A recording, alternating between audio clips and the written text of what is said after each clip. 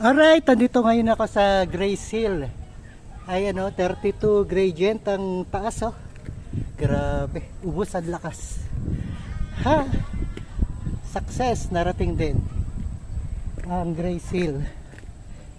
Ayan po ang view ng Laguna de Bay. Oh,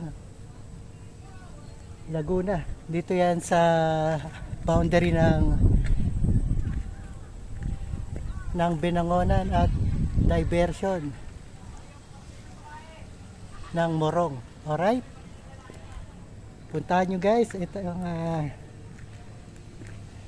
trending na attraction dito sa Grace Hill.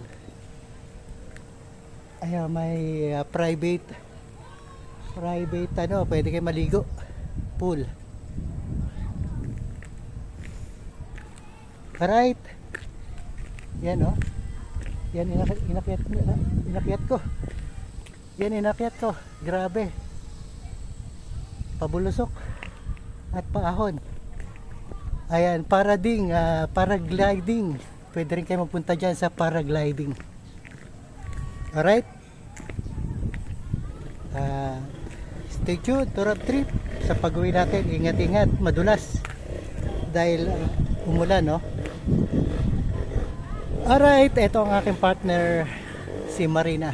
Alright, thank you guys.